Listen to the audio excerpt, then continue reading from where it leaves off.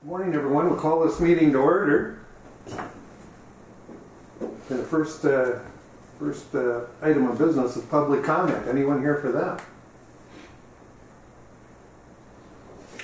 All right, hearing none, we'll move on to the minutes from March 24th. I'd move to approve. Okay, we have a motion Second.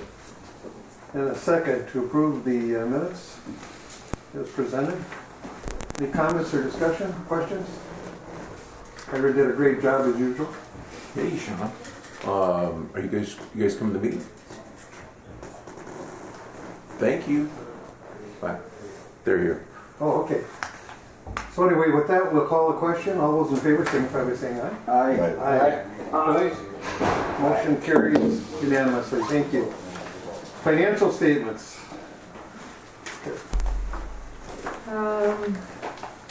Everything I think is fairly standard for bills. There was a couple, must have been some ARF training, and I think that was the one that I saw that was new. Total bills, $96,060.96. We've got some of the project payments that went out for bids on the ARF truck.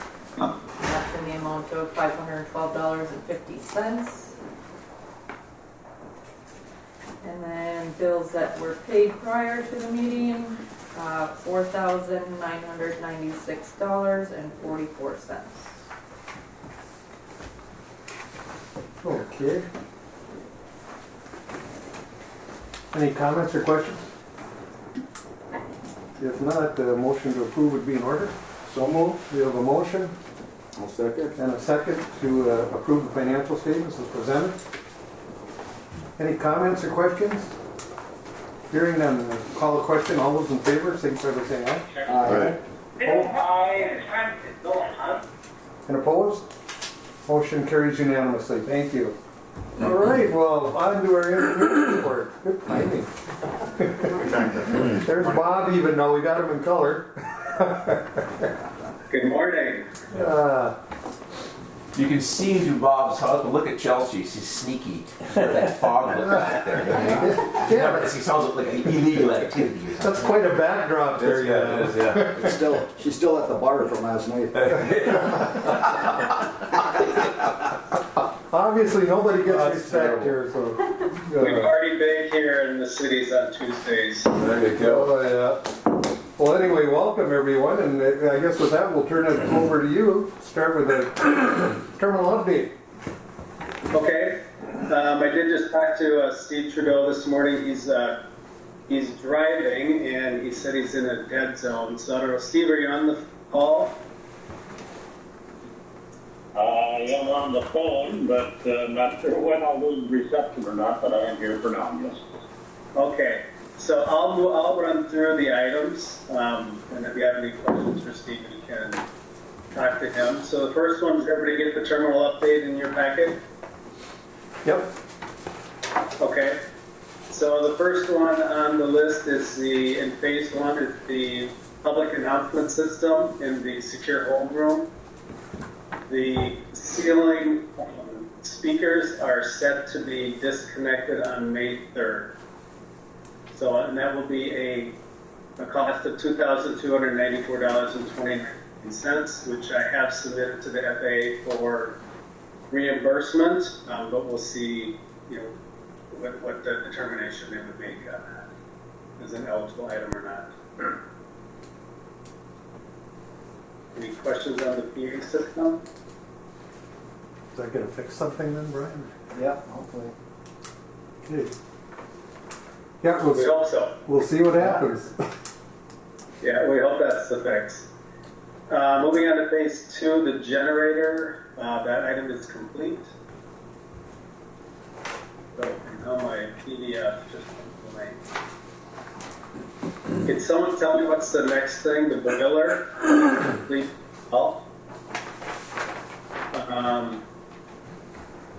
Then we have the phase 1 and 2 connection. They just talked to Steve. This is Steve. I'm wondering if we can back up on the boiler and just confirm if Thor would be able to tell us is everything running fine on the boiler here. It is. It is. So far, so good since the last major repair. Okay, great. Yeah, we've got some feedback recently from Ted Brokaw, and he wasn't sure if it was taken care of or not, but just wanted to confirm. Correct. From your perspective, everything is good. At this time, yes. At this time. Thank you. It's ever nice to come in and Yeah. hear good news like that. Yeah, after 3 or 4 years of it. And the next item on the list is the phase 1 and 2 connection. Steve and I did just chat about that a little bit this morning. He does want to do some thermal imaging there, but he also wants to sit down with the architect and me and kind of determine what might be some next steps there. Has there been any leaking that's noticeable leaking?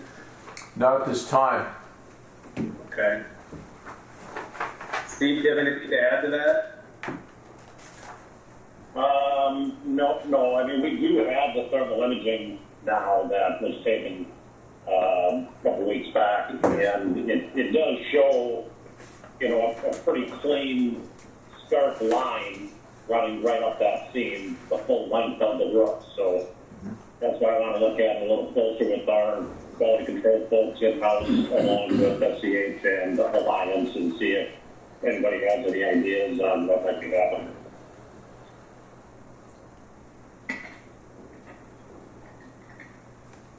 Okay. Any questions on that piece, the phase 1 and 2 connection? No? Okay, move on to the jet bridge. The Mare Bridge did come up, and they did make the repairs to the jet bridge. So, Thor, can you or others, can you confirm that the jet bridge is still operational? It is still operational. Okay. We're not holding our breath, but we're still operational here. Okay. We did, we had Thor and I got, I forgot, yeah, we met with the crew, and I mean, they were very dedicated. I was impressed with them. Yes. But they pointed out some things that I wasn't aware of, and I don't know if Thor was, but is that thing, at MSP, those jet bridges sit right next to the aircraft, they just back off a little bit. Very few degrees. Right, and in comes the next airplane. Ours, we're rotating a huge amount, Yeah. and it's not unlevel. The slant of the Right. surface causes that interacting axle to. Yeah. Now, that what they were telling us, that can cause problems sometimes. Sorry, you probably understand a lot better No, than I do. absolutely. Keep going. You're doing great. I was just but I was very impressed. They were trying to show us everything what could go wrong, why things go wrong, etc., and what is unique here in our particular environment. So. I would agree. Well, hopefully they were able to give you some clues to maintenance on it. Right. To prevent Absolutely. it going down. Mhm. I would think there's got to be some PM type Right. of things that you need to do. Correct. Because it does swing almost 90 degrees. So. And as Wade was saying, what, and I never thought of that. And frankly, in the whole design process, no one pointed that out to us. That for the lack of a better description, that 1 degree of slope, the 1% of slope, it definitely loads it. And he pointed out, he said, I'm not sure I've never seen one swing this far designed to go across the arc. So, but you're right, the maintenance, yeah. And that transfers right through the entire structure. So hopefully, we'll see how it goes. But I mean, that's it. We'll see. Maybe something we're going to be dealing with. So. Did they recommend any type of preventive maintenance to? Basically, what we were doing, except for the difference is that the grease on the pads, we're using the wrong type of grease on the pads, and also on the drives, and they, frankly, no excuses, we're responsible. But we asked them. They said, well, on these drives, we were not told that this was the schedule on the vertical drive. So we're up and running with that again, but we'll see. The only drawback, I shouldn't say the drawback, but I appreciate their efforts and work, but there really wasn't a lot of discussion about the panel. It was kind of a quiet. They didn't want to talk about that. They didn't want to talk about that part. That's a good point. We'll see where that goes to. Yeah. But anyway, that's where we're at, so. Sure. And I don't think we can't be like MSP, so. Well, it's also my understanding that, They did provide us, and I'm not sure if I forwarded that on yet or not. If I have not, I apologize.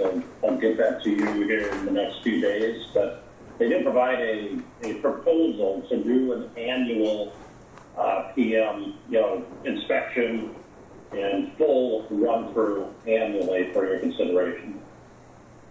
that was not forwarded on, Steve. Do you recall the amount to that?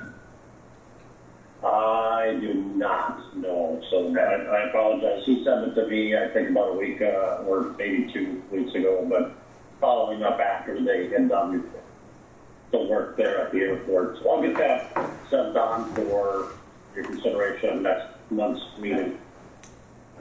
Okay. And it's also my understanding that a roof cover was installed and water diverters were added to hopefully resolve the roof leak issue. Correct. Is it working pretty well? Yeah. We won't know until next week.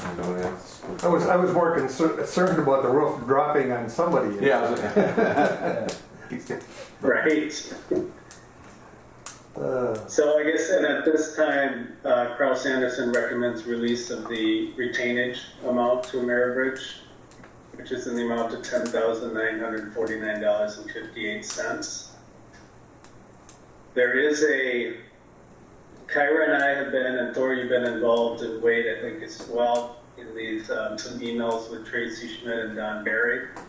The retainage is related to phase 1, and the phase 1 grant is closed out. Now, when they're closed out, the FAA and MnDOT are supposed to check the retainage to make sure all retainage is released. In this case, it was missed.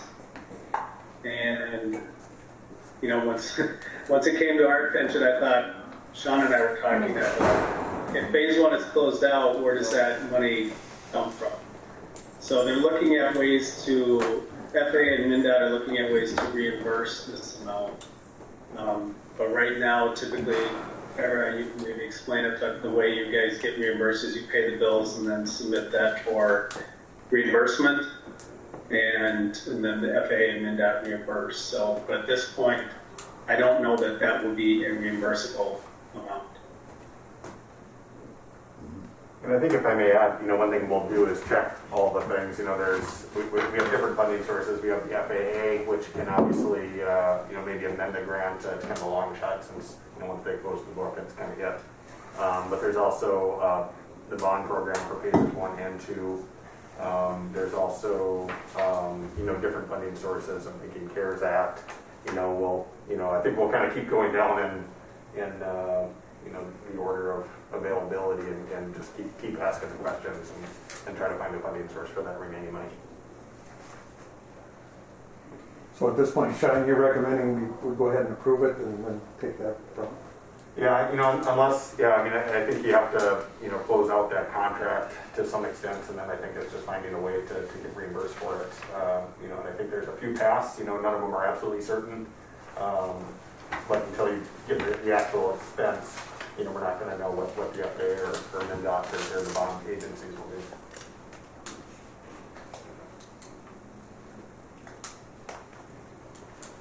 Well, wishes of the board. I guess I'm not sure, how does that process work? Is that us that releases that funds? I'm not familiar with it. If we don't get And reimbursed, it comes out of our general fund. I mean, why this wasn't done before? Is that something we should have done? We just didn't. No, we held it because we it held was it. working. And now that that phase got closed out, that got through the loopholes and We didn't know that was going to happen. That would lose the money. Correct. Okay. I mean, it would seem to me we have a fairly good argument for getting the reimbursed there, but if we're going to do it, it sounds like we're going to have to Yeah. approve Well, this that's first. right. Yeah. go from there. It's a shot in the dark. Yep, You gotta gotta do it. it. Yep. Yeah. Worth the try. Was that a motion? That was a motion. Okay. That's what I heard. Yeah, So we got a second by Bob. Yeah, nobody wants to jump into those ones, I know. I used to like it when Bob pointed at Briggs. And Briggs is yes, and he wouldn't even say anything. He would just, he would say anything. Thank you, Brian. And then you're right, Brian. Yes, Briggs ma'am. said yes, and how about you? That's when he wasn't Yes, there. Brian. Yes, ma'am. Yes, I'm All sorry. right. I'll forgive you. Well, we've got a motion and a second. Any discussion, questions? Hearing none, all those in favor? Aye. Opposed? Motion carried. I Yeah, got you, Mayor, thank you. voted no, just for the record.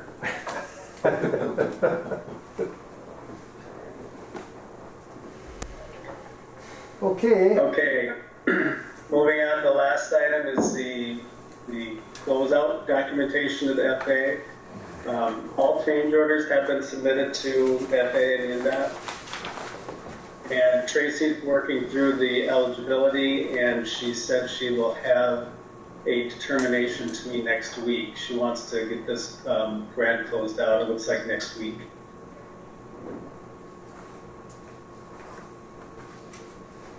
So we're just waiting on that, the FAA eligibility. One good thing here is that a lot of the area in phase 2 is ineligible, but we do have a lot of bond funds that we can have access to cover a lot of the expenses.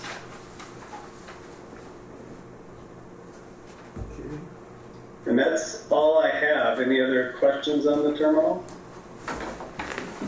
no. We're somewhat enlightened. Thank you, Bob. Yes, thank you. I'm going to call back in. I need to run my kids to school, but I'll call back in on the landline. Okay. All right, thank you. Thanks, Bob.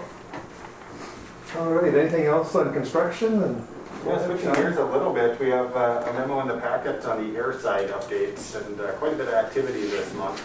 Chelsea's going to kick it off here with all the construction on the airfield and some projects we have going on, and then we'll move into some of next year's projects. So, Great. So Chelsea? Hey, good morning, everyone. Morning. Good morning. morning. So the first item on memo here is the runway Int'l construction phase 1. No work performed this month, but we're waiting on final acceptance and punch list completion that we're going to go through early spring here, or up to June. So hopefully we can get all these things figured out and get that project complete officially closed. For phase 2, we're in a similar boat. Nothing completed this month, but there are some punch list items that ULIN will be working on mid-May, the end of May, depending on conditions up there, if things stay dry, or become dry, I guess. So we'll have those punch list items completed in May, and hopefully wrap that project up as well. We just permitted them with a quarry operation too. Did they get work in town? Pardon? Or did they have a job in town somewhere? Or I don't know if they, but I assume they'll start bidding, which, is good, so we've got some competition, exactly. That's what we've been hearing lately. Yeah, so we'll see what happens. They are, all our experiences of the county, they've been excellent operations. That's on bill for it? No, Or by rate? right out here on the way out of town, right here. Oh, 332. Just after Ray, on the right. yeah, that's right. Bill Fork was the cement. Yeah, we have one in Little Fork, and Mark Sand and Gravel's got one out there now. Yeah. So we're gonna have some competition. Yeah. Yeah, I think KGM mentioned they had their own gravel pit too somewhere. I'm not sure. Yep. Yeah, they were pretty good. All right. So that's it, phase 2. Jumping into the weather balloon facility relocation. There was some seeding completed earlier this month or last month, so that should be complete. We're hoping to see some grass, but we'll look at the final punch list items and confirm grass is growing there once we get a little more into spring here in summer. The National Weather Service is working on finding out what the clearing alternative but we haven't heard anything back from them yet.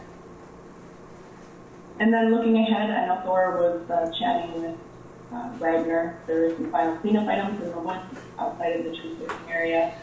So I know that Thor is working on that, and we'll hopefully get those items cleared out before the full leaves come in. Yeah, hopefully this week I'll be there with Tim Matthews and we'll do a walkthrough and wear the hazmat suits and get it cleaned up.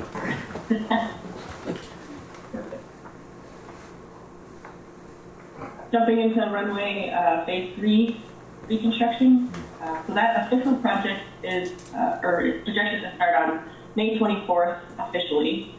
We did expedite the installation of the patties and wheels for the temporary runway because of flight check coordination, and we needed to have the procedures in place prior to May 12th so that the runway could open with those procedures on June 17th.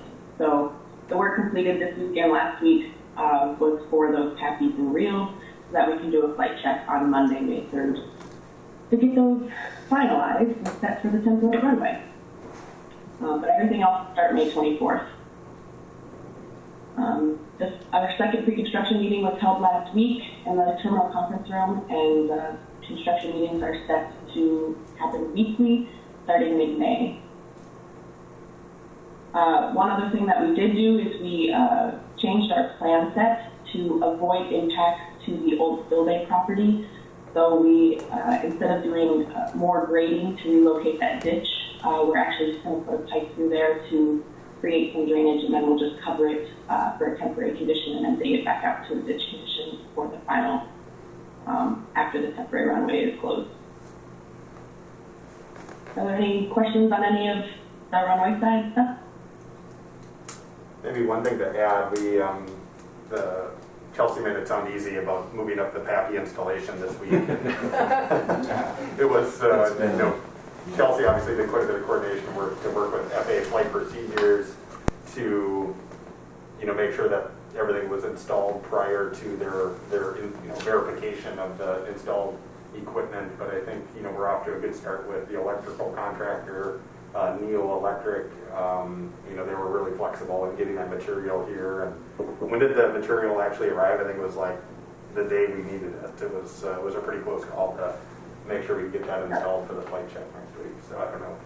Neo's been really good to work with, and we're off to a good start there. So I know, Thor, you've been on the phone with the electrician daily. So Yeah, we're very, very happy with the subcontractor, Neo. Very, very impressive. Now they have to change out the lights, Correct. take the blue lights out and change them around. Correct. Is there going to be a downtime for that? Are we going to lose a flight day or anything? I don't believe we will. I think we're doing that. I don't think we have one day, right? One full day. yep. So far, we're tracking that everything will be open and available. There will be a lot of closures on the taxiway as that work happens through the different phases. And maybe for the May meeting, we'll share a little bit more on the phasing on what's coming up. But specific to your question, there's actually new lights that are going to be installed outside because the runway width has to be, the temporary runway width has to be 100 feet. So we need it just a touch wider. So we'll put solid covers on and temporary lighting. So. I was curious because when I flew in yesterday, they were out on the taxiway working. Absolutely. So I was just wondering, We're getting ready. if it's are we going to lose a flight? Is I guess. I don't believe we will. I think we've got the phasing on that. I don't think we have any days, daytime, that we'll have downtime afoot for the runway lights. Yep, that's for the project as a whole. We got a phase so that I think the one impact that we may see is weather. Right now you have the ILS system that really gets you in bad weather conditions, and while we're working on the taxiway, the visibility requirement goes up a little bit. So foggy days we might have a little bit of an impact. But, we're going to have a rainless, beautiful summer to do construction, so we're not worried about that. Oh, that's good to hear. And, well, we knew going into this that we could have the possibility of some weather-canceled flights because of the taxiway being our runway. 164 days of construction, 68, 64, I don't remember. I believe so. 160 plus, let's go with that. Yep. So in that channel frame, there's a pretty good chance we're going to have some. I think we should have that in the minutes. make sure it's covered. Nice weather. That nice Nice weather. weather. Guaranteed.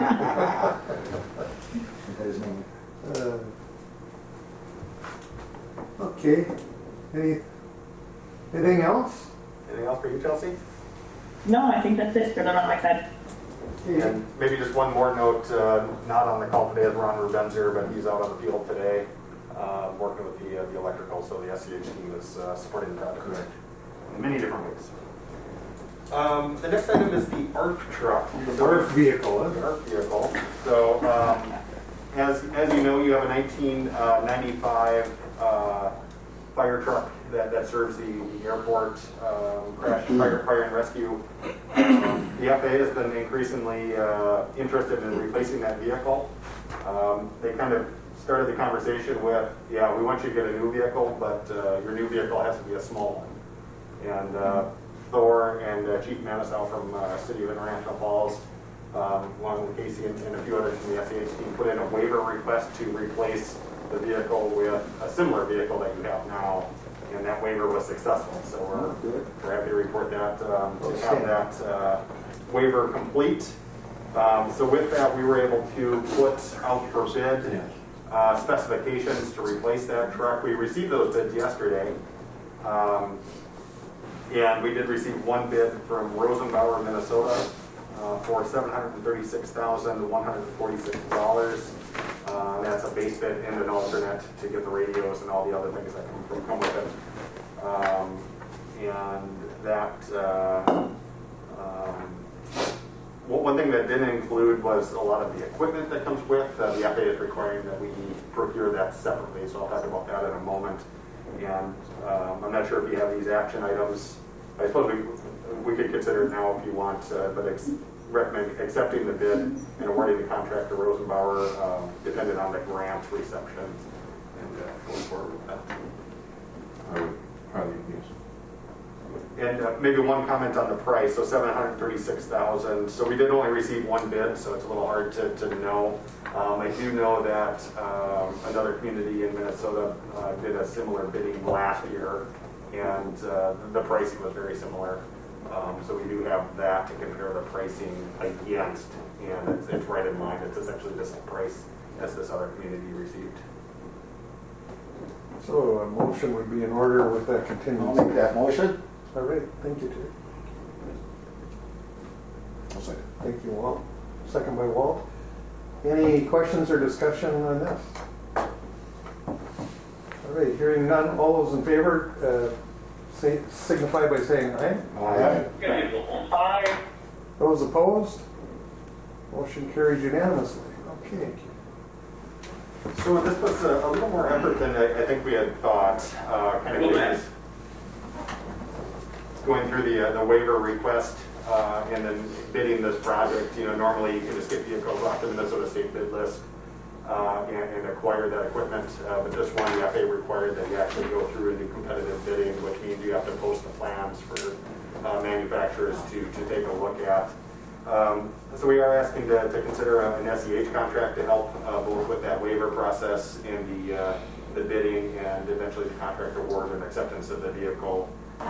We have a proposal for $9,800. One thing I didn't add, and which would have been good information before you accepted the bid from Rosenbauer, is that this is all these projects are 100% funded by the FAA this year due to the CARES Act and some of the relief packages that the stimulus bills have put out. So your request this year is 100% funded by FAA.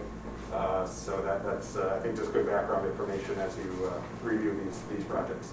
And if I may, just to share with the group, being very honest, I could never have gotten the job that played his assistance with this. The whole team was phenomenal. The detail, the red tape, the regulation, I don't, who knows how many hundreds of hours of phone calls, how many emails, just unbelievable amount of time. So I just can't emphasize that enough, that we're fortunate teams with this thing. Or may I add, 100% funding is a big part of it too. There you go. Yeah. That always feels better. Yeah. Is that a motion? Yes, and I'll second it. We've got a motion and a second. Anything else on that, Sean? Before we So I just have one more item after this consideration. I'll touch on that. Okay. All right. What's this for? No, How this much for are Pay the For the 9800. 9800. Okay. And the main thing is you're not paying for it.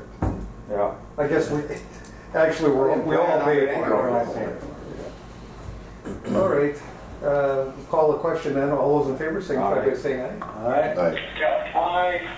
Opposed? Motion carries unanimously. Thank you. I was a little bit on that, so. Yeah. Okay, we'll move on then what? What is it, Sean? Yeah, the one last item on the ARC truck acquisition is, so Nora spoke of red tape. One item that falls in that category is normally you could just bid what you need to outfit that vehicle. The FAA in their funding analysis determined that when you start piling on crash axes and, fire suits, that inflates the cost. It's basically overhead, so everybody puts a markup on that equipment price. So they require you to acquire that equipment separately as a different procurement action. So SEH has been working with Thor and GMAS. That was been incredibly helpful to get those contacts. Unfortunately, we don't have the invoice today for approval. It's expected on Friday. But what I'm asking for is a little bit of flexibility to have Thor or either however you guys want to work on that to approve. Again, that also is 100% funded, so that will just be reimbursed through the grant process. Do we have any idea ballpark figure? I think 50,000 is my estimate. Probably is my guess. Yeah, there's a few saws in there that are a little bit more expensive, and I think the suits get a little pricey. The suits and the packs are really expensive, yes. So in your estimation, it's in line? It is, for sure. And all the pricing would be, at least according to the supplier, the majority of the pricing will be off the Minnesota State bid list. So it's, an approved procurement process for that, so that's helpful too. Okay. We need action on that? I guess it's an invoice that's going to be part of the grant application. So if you feel like you needed to include it in the grant application, I would recommend it. You're not actually buying it yet. You can decide on that once you're ready to put purchase on the invoice. And that can happen next month or later on. So I guess it's something to your comfort level on giving the authority to move ahead and to put that into the grant request. I so moved. We've got a motion. Second. Second by Brian to go ahead and move forward. Any questions, comments? Hearing none. All those in favor, signify by saying aye. Aye. Opposed? Aye. And opposed, motion carries unanimously. Thank you.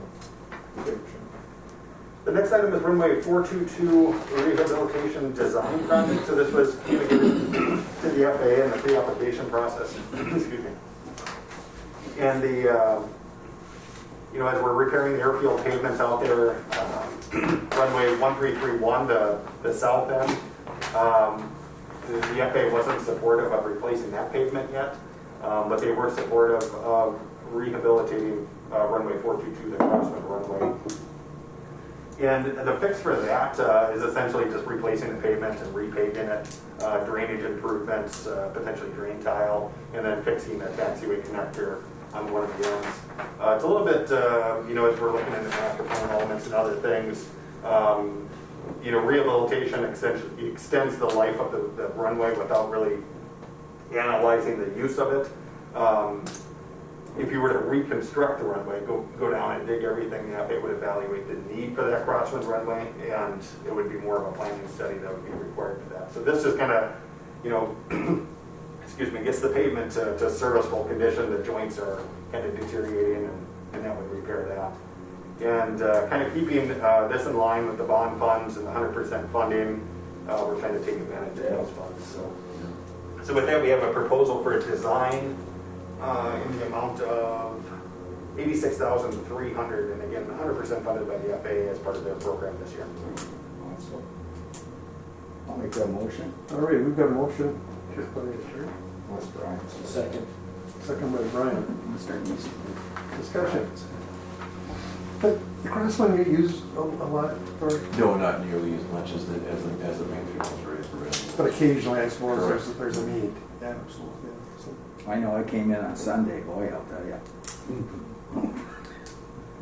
Yesterday.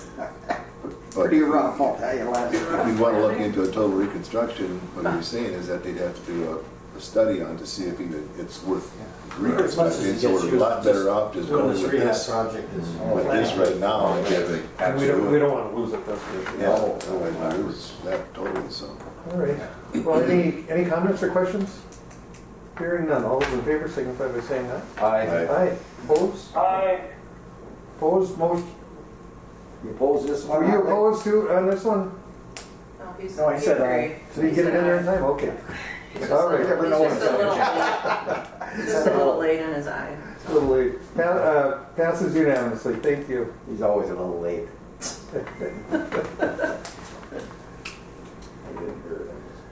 All right, I can cover the next item.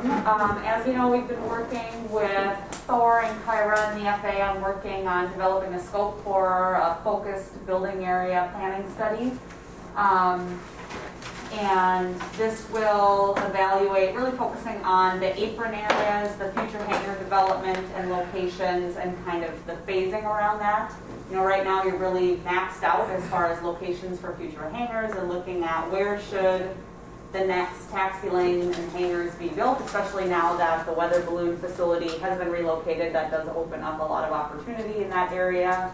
And in an area that doesn't have a lot of wetlands, which is always a bonus as compared to, you know, the previous plan was to continue to go north. So And rare. yeah. So looking at that, and then that, you know, specific to the hangar development, would have that planning in place so that when you're ready to move forward, the FAA is already approved, you know, whatever the plan ultimately ends up being. So be looking at the hangar development and locations, also the apron area and aircraft parking. We did a lot of work on the commercial apron in the areas near, closer to the taxiway as part of the runway planning study. But this would be looking at more of the general aviation areas, looking at, you know, where the fuel system is on the ramp, the general aviation parking.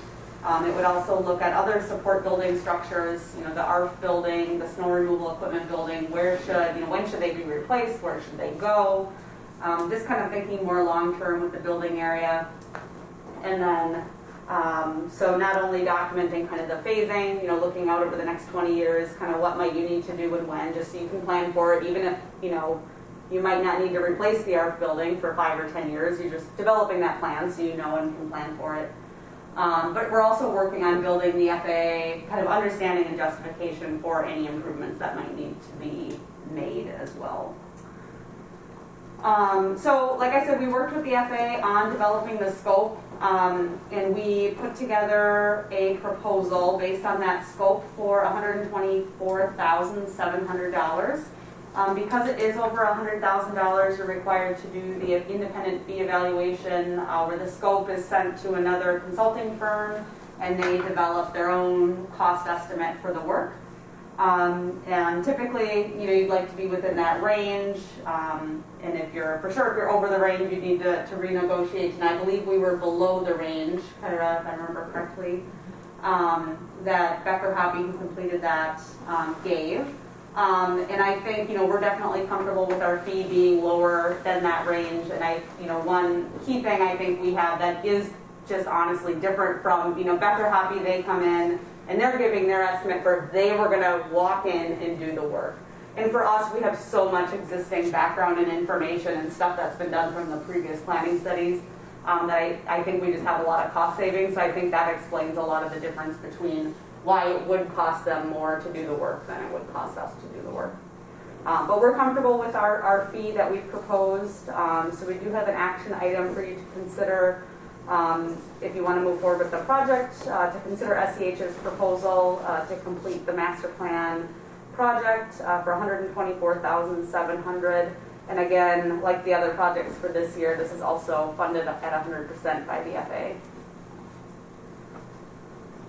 I would move to approve. Second.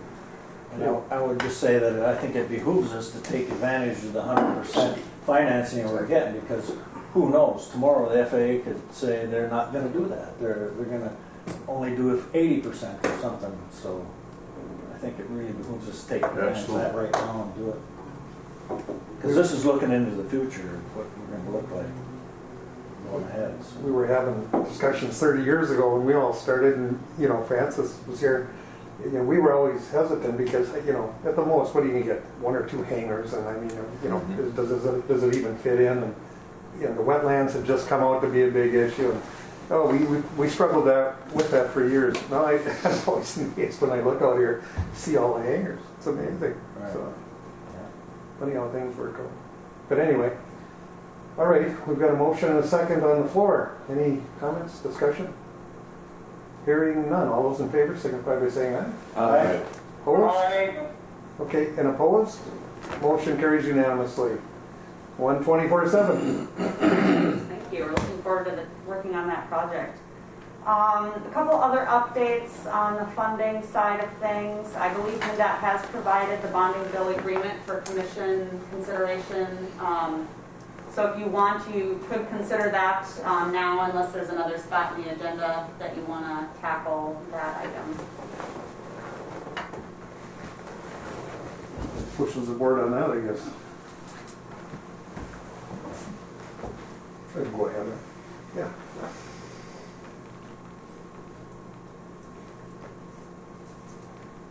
So we can go ahead. Okay. So that bonding bill agreement, once it is approved and fully executed, then that'll kind of open up the ability to tap into that funding source for reimbursements for things on the runway going back to the date that legislation was passed.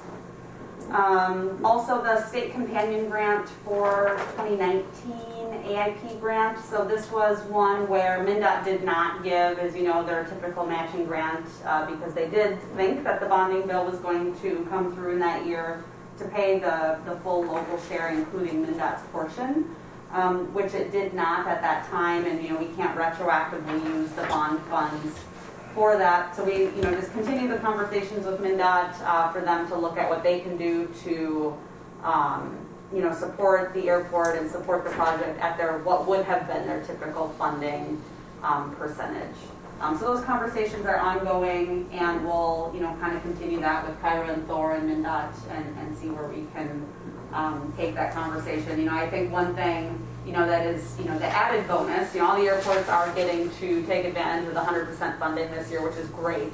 But the other thing to think about is it's also covering what MnDOT also would have been paying on these projects, because a lot, you know, the FAA typically pays 90, MnDOT pays 5, and the local communities pay 5%. And that the American Recovery Act is covering that 10% total. So it's also covering a lot of project costs that MnDOT also would have to cover. So I'm hopeful that, you know, that helps them have a bigger, you know, fund balance to come through and pay for that. But those conversations are ongoing.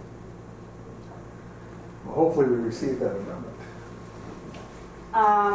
The American Rescue Plan Act, that is the more recent stimulus plan act that does have the 100% funding for your projects for this year. So 90% of the project costs will be covered by the Airport Improvement Program, which is the aviation kind of tax funded program at the national level. And then the 10% is covered by the American Rescue Act. So your 2021 FAA grant request then will include the items that are listed on the memo there, the SRE plow acquisition, the planning study, 422 rehabilitation design, the truck replacement, and then the equipment that Sean mentioned that we're getting the invoice for a total grant request of just over $1 million. Your annual entitlement is $1 million. But that only is used for 90% of the project. So you're going to be below your entitlements for that portion. So about, you know, 900,000 of your grant will be paid for with your entitlements, and you'll have about 100,000 that'll carry over to the next year that'll be available to you. And then that 10% is being paid for through the American Recovery Act. So that doesn't actually use your entitlements for 10% of the project. So you have enough entitlements to cover the project costs, and the FAA will cover, like we've said, the local share with that other stimulus funding source. Wonderful. Yes. Kyra's got it. Casey, if I could just, where are we at with the Bemidji entitlement funds that are still due back? That, So they should have been transferred? yeah, I was thinking it all. Yes, your imbalance is more than $1 million, because I think that transfer completed. I think it was in the amount of 150,000, so I think your balance should be, 1,150,000. So you'll carry forward all that. Okay, so there's nothing I have to do on our end or anything like that? Okay. It's on the Niji to make that transfer. We did list just some recent meetings we've had for public involvement and stakeholder engagement, some scoping meetings with the FAA for the planning study, the Phase 3 pre-construction meeting that Sean and Chelsea just had last week, and then yesterday we had an FAA coordination meeting with several lines of business within the FAA and MnDOT as well, just to go over project phasing and dates, and Chelsea did a good job of walking through the phasing and clarifying everyone's expectations and answering questions. Kind of like a pre-construction meeting just for the FAA and all of their different ways that they're involved with the project from different lines of business. So that was good to cover those coordination items with them. We don't have any upcoming meeting dates. There will be some other, FAA coordination for the Phase 3 project that'll be ongoing here over the next month that Chelsea is coordinating, but nothing other significant items to note. Question, please, Walt. On the plow acquisition, I don't see that mentioned in here. Is that purchased? Is that? He's in the process of right now. And that's the price that they were asking for? That is correct. Okay. Yep. Does that one item off the state bid again too? That is correct. Yep. Because I didn't see that back here in the notes, but I just didn't know for sure if that were where we're at on that. So, thank you.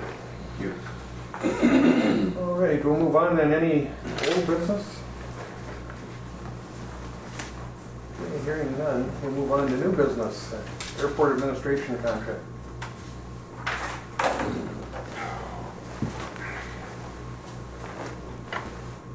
So the airport and KEDA administration contract is an annual contract which goes from January 1 to December 31st of that year. So that needs to be approved to renew that agreement. I don't know if you want to keep it as an annual agreement or if you want to go to a 3-year agreement or how you want to work that. For the administrative rate, the contract has typically followed suit with what the KEDA does. The KEDA did increase or approve a 2% wage increase at their last board meeting, which will go retroactive to January 1. The current rate for that administration contract is $34.51 per hour. With the 2% increase, that would go to $35.20 per hour. I'll turn it over to the board a bit. My own 1-year contracts are kind of, I like to see them a little bit longer so everyone knows where we're at. But just my thought. But I'm fine with whatever, it's up to the board. Doesn't matter. Man, Go ahead, please. If we have a 3-year contract, is there going to be a clause in there for increase each year, or is it going to be addressed each year, or how is that going to happen? Yep, we can put something in there where it's reviewed annually. Annually? Yep. Just like we do the county. Yeah. Same thing. We just follow. If we go with a 3-year contract, we just follow that same. We'd look at that every year. So. You're looking for a motion to make it a 3-year contract? Yeah, it's up to the board if you're willing to do that. Oh, I'd be willing to make that motion. All right. We've got a motion then for it would be a 3-year contract, and we'll revisit the wages annually. All right. A second. We've got a second. Do you want to include the 2% in this one then? Yeah, I mean, I do. Okay. You guys okay? Included I the say same motion. close.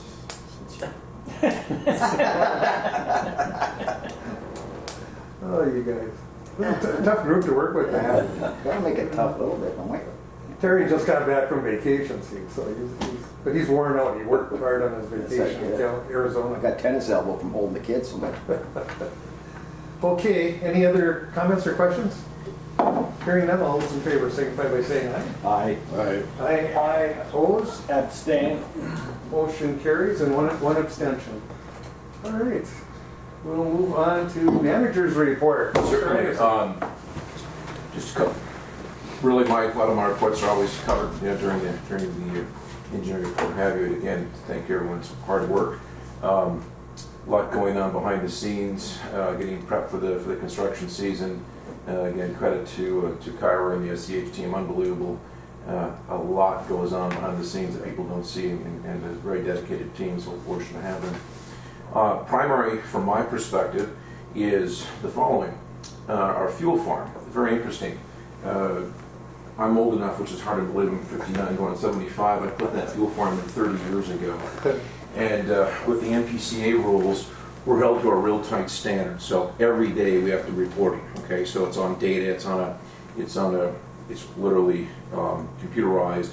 It's on a hard copy, a hard paper copies, and we're required binder every day, monitoring each tank. There's 4 12,000 gallon tanks in the ground. 2 tanks are Jet A, 1 tank is car gas, and 1 tank is 100 octane. Not to get too far into the weeds, what happened recently is that we're required annually to do secondary testing. So our system on our tanks, even though the system on our tanks didn't show a leak, we're required to do secondary testing. And in that secondary testing, the test detected a leak in one of our jet tanks. What is interesting is that the computerized system on the tank didn't show a leak, still doesn't. And but because when we went via the MPCA requirements to the secondary testing phase, and what they do is, and again, I don't want to take too much time here, but overly simplified, they literally, we empty the tank, and then they literally apply like a half a pound of positive pressure or a half a pound of negative vacuum, and they listen, it's fascinating, and they listen for the leak, and they heard a leak. So that renders that tank inoperable, shunted, etc. We cannot use it. Without going into 2 hours of detail of my interaction with the MPCA and etc., they're requiring me to put in a new above ground fuel system by the fall of 2022. Okay? So, again, the system's 30 years old. Doing the research on it, I haven't got the specific numbers. I've been working with Sean. We've been discussing this many talks. It's obviously a very, very expensive endeavor. One of the uniqueness situations of this airport is, and since the beginning, since basically 48, we have always owned the fuel system. Okay, so we've spent the money, put the system in a very mutually beneficial for both parties. At this point in time, right now, just telling the truth, it's embarrassing, but it's facts are the facts. You know, we're 13 months into this. We're literally, like I say, on the corporate side, private side, we're down literally 90%. So at this point in time, and talking with the banks and looking for financing, etc., I don't know what this project will cost. Now to add to this, to the whole equation, and working with Casey on planning and what ramp areas are available, if indeed, and we will remove those tanks, we're being forced to do it, we have to do it, that area would become a ramp area, an expanded ramp area, which from if there's anything positive, and I'm trying to be optimistic, that's a good thing. We're opening up an area that's always been a quote unquote a choke point there, where the fuel farm protrudes out onto the ramp area. Having discussions with Sean, how much, if there is funding available to help with the removal of the tanks, recapping the area, etc. FA funding, Midnight Aeronautics funding for that ramp area to bring that to a and obviously a professional spec. I don't know. The interesting thing from the MPCA side is that in the past they used to participate in the whole and part of the Petro Fund, which we've been paying into for 50 years. Part of that fund is they were more liberal in participation of the removal. Now they will not participate in the removal of the tanks or the equipment or anything above ground. they will only participate 90% of the cost of any soils that they discover are quote-unquote contaminated, and they will participate in a 90% cost of that actual soil. They will not participate in any of the monies to get to that point. So just letting the group know, and again, back to Sean, we've looked at, some, is there FA funding, etc. It is my understanding that that structure has changed also, and because of where we are the index of our airport, those fundings from the FAA to install a fuel farm, which would be owned by the airport authority, we're at too high of a tier. Okay, is that accurate? Yeah. Right there, to make sure I get the right language. So we're exploring that now. Possibly, again, we're learning. We don't know if the FAA would participate in, in the bringing the ramp back to a professional surface. If the FAA and MnDOT would participate, possibly at least in the portion of the pad to put the new above ground tanks on. Maybe I'm getting too far out here, but our property, what we're leasing right now, Anderson Flying Service, we lease the area from the airport commission that the fuel farm is sitting in. We lease the area where the office is, where the hangar is, and also on our lease is the area between our hangar and the SRE building. Just a quick broad brush look. Sean and I last week did a drive around, walk around there. Again, not a recommendation, but just some thoughts. Placing the above ground tank system in that area. Sean had an interesting idea, and I think it's a good one. Because it doesn't take up much space. Okay. Arbitrarily, what were we thinking? The 40 by 40 pad or something of that nature. We're really guessing, right? Super broad brush, right?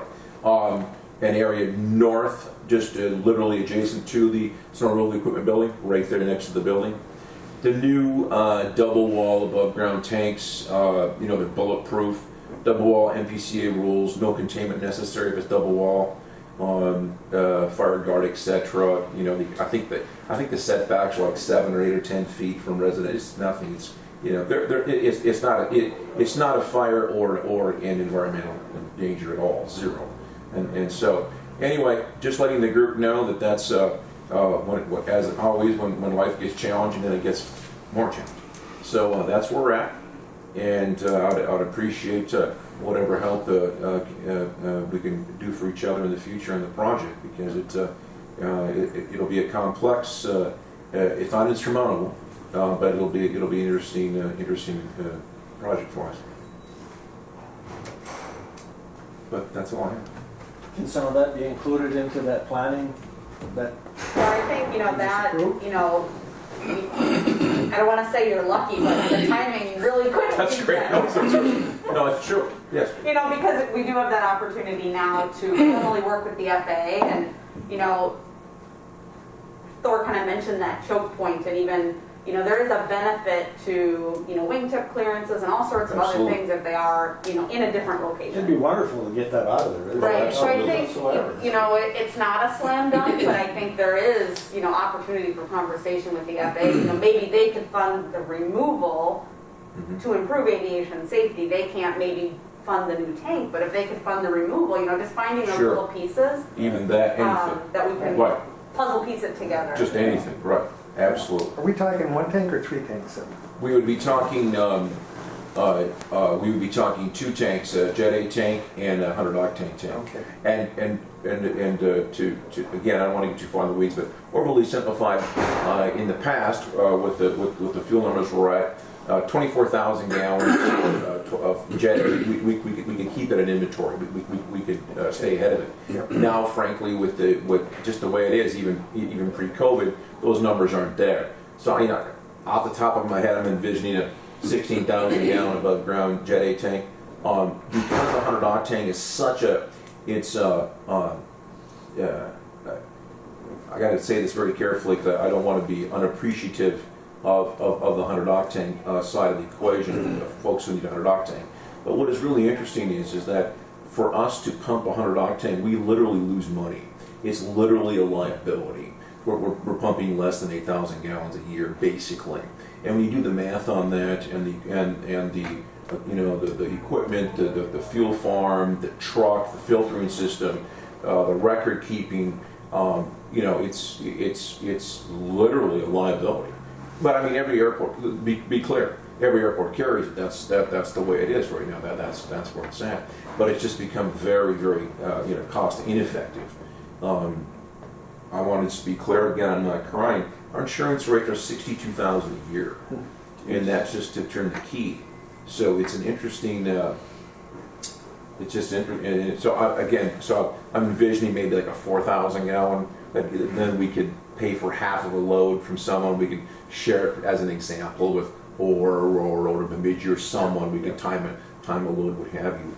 But yeah, that's just where it's at. So.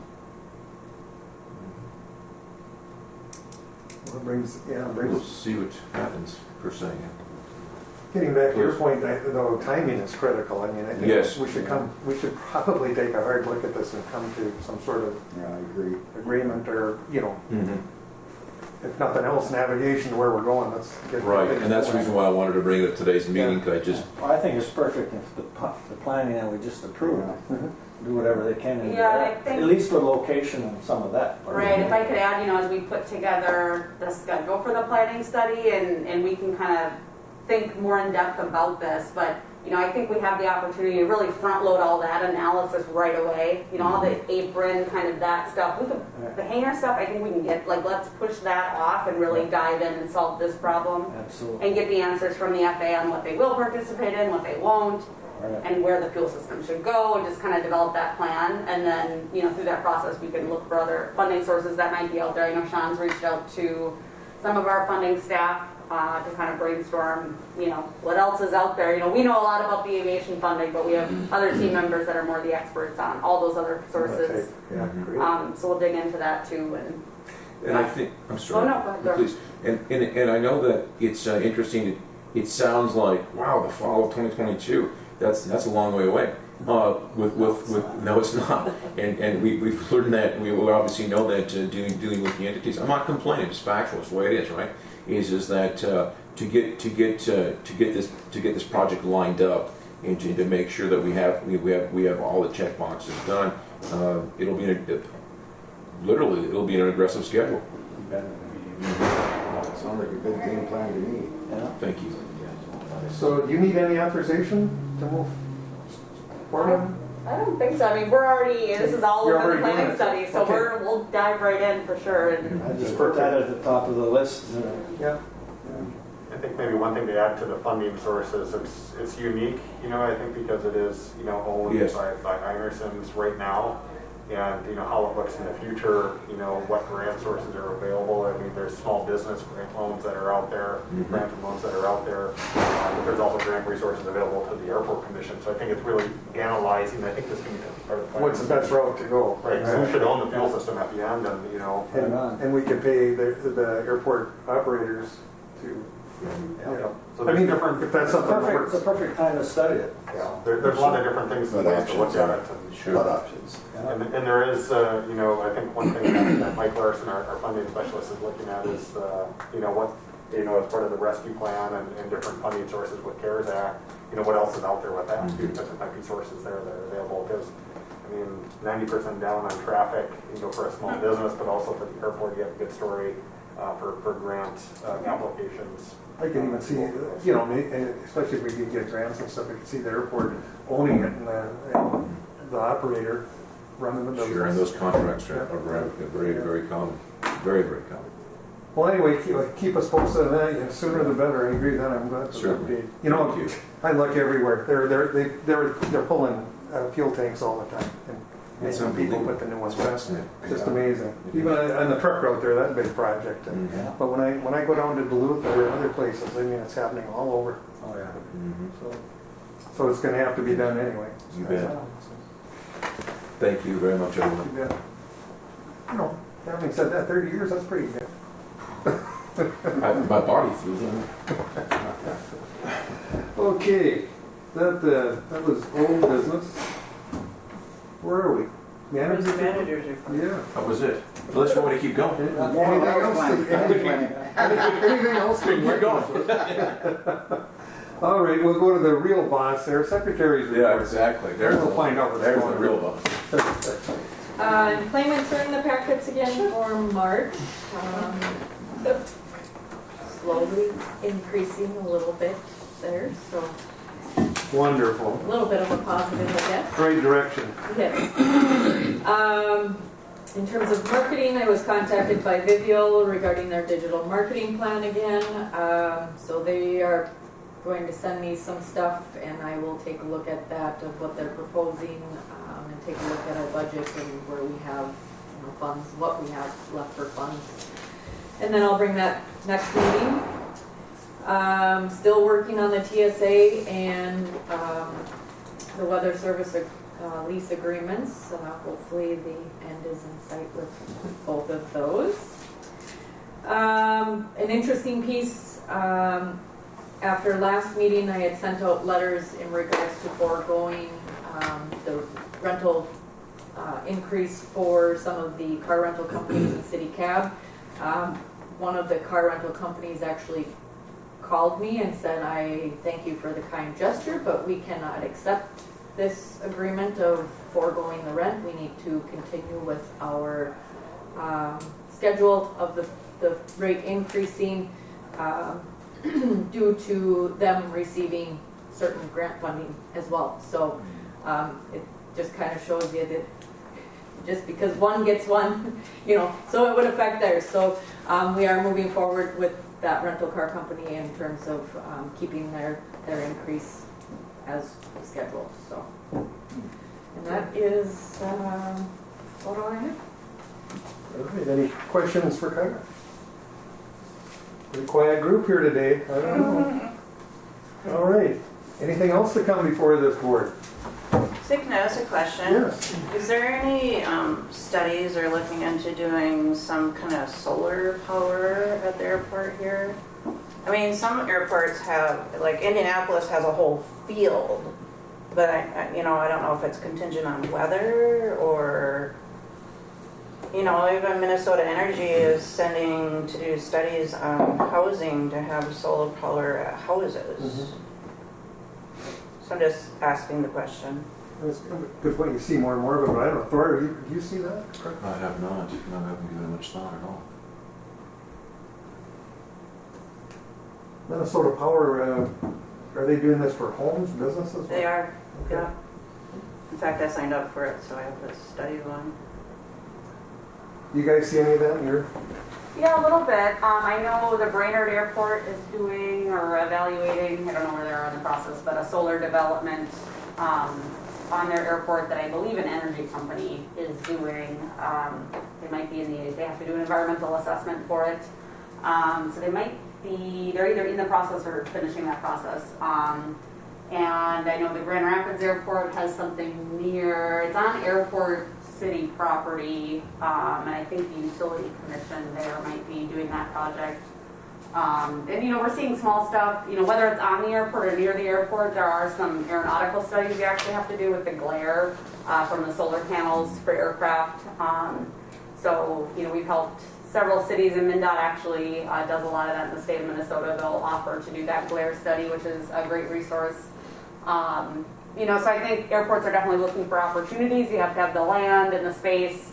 I don't know if it would be compatible with more of a wetland environment or not from kind of the wetland impact standpoint, but definitely something airports can do, but there are a couple different steps to go through kind of depending on what you end up doing. I think you have to really look at, is it cost effective in a northern environment like this when you lose the sun in the winter time and everything else? And the snow. I think, and the snow covers them up and everything else, it's, solar is great in Vegas and Arizona and places like that, but I honestly believe when you get up here and you lose, 12 hours of sunlight, more a day in the winter and things like that, is it cost effective or not? So, That's I what don't know, maybe that's something with the study that you can throw a little bit into that to see if Yeah, we could put any a feasibility so far as, you know, the government's trying to move that way, where are they willing to kick in? Are they gonna cover the cost of it? Those kind of things. Sometimes the initial cost isn't the main thing, it's the maintenance after you have that Yeah. initial cost, and that's what they'll turn over to us. So Right. we've got to Yeah, because those remember panels that would help. there's, any maintenance after it's put up is probably gonna be our responsibility. And, Yeah, and then when it snows, you know. yeah, and do we have funding for it? Yeah. Well, why don't we leave it at that? I mean, but it's, you know, if you can get information, we can certainly look at it. Grand Rapids, I'm down there all the time, and maybe see how it works for them. But I think, you know, to Brian's point, we need to be affordable and safe. So that's our top priorities. All right. Because she brought up the glare. The glare is a Yeah. huge issue Yeah. around airports. Yeah, yeah, they'll look at the sun angle and the angles that you want to put your panels, and usually, I don't know that we've seen any where they say you can't do it, but they've come back and said to whoever the developer is that's doing the installation, having them tweak, you know, the way the panels are and stuff like that, which maybe, you know, might end up, I'm sure they optimize, you know, the energy collection, and they might need to decrease it a little bit to reduce glare, depending on alignment and stuff. Were they, Grand Rapids and the other airport you mentioned, were they able to get financial support? You know, I think the Brainerd one is interesting. I believe they are doing a land lease. So they're leasing land on the airport to a utility company, I believe. And then, so they're getting revenue from that lease. Oh, and okay, then, you know, and then I think the Grand Rapids one, is it the Grand Rapids Utility Commission, Yeah, John, that's The doing the public project? utility. Yeah. So I think they're using, you know, city land, and I think it's just off the airport, so it's not airport land, but city land adjacent to the airport. Dale Adams is a mayor down there, and we get together once a month. Actually, he resigned as mayor now, and he ran to be just a councilor because his wife has some help. Nice people to work with, gosh, really enjoy him. But he's really into all that stuff at the city, including the airport. In fact, where we meet is right across from the airport. Okay, well, we'll leave it at that then. Anything else to come before the board? Pretty quiet bunch today. All right. Thank you, everyone. Motion to adjourn would be in order. Next meeting. Oh, next meeting. Same time, same station. May 26th? 8 o'clock. That works for everybody.